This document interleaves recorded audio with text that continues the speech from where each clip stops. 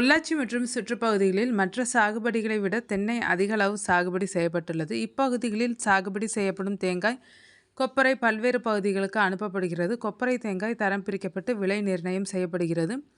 விலை இல்லாதது வறட்சி, நோய் தாக்குதல் போன்ற காரணங்களினால் தென்னை விவசாயிகள் மீளா துயரில் இருந்தனர். தற்போது தேங்காய் உற்பத்தி குறைவு, கொப்பரை உற்பத்தி இல்லை போன்ற காரணங்களினால் விலை வேகமாக உயர்ந்து வருகிறது. கடந்த வாரம் ரூ. 205 இருந்த 1 கிலோ கொப்பரை ரூ. 225 உயர்ந்து உச்சத்தை தொட்டுள்ளது. தமிழ்நாடு தென்னை விவசாயிகள் நலச்சங்க பிரதிநிதி தங்கவேலு கூறியதாவது: தேங்காய் சீசன் துவங்கியும் இந்த ஆண்டு கொப்பரை தேங்காய் உற்பத்தி பாதிக்கப்பட்டது. தேவைகளுக்கேற்ப உற்பத்தி இல்லாததால் விலை வேகமாக உயர்ந்து வருகிறது.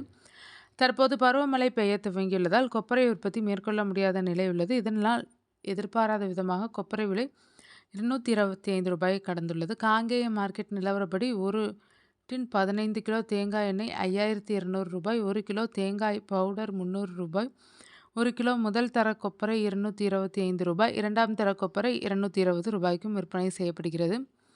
எண்ணெய் கொப்பரை விலை உயர்வால் ஒரு டன் முதல் தர தேங்காய் கருப்பு ரூ. 70,000, இரண்டாம் தர பச்சை தேங்காய் ரூ.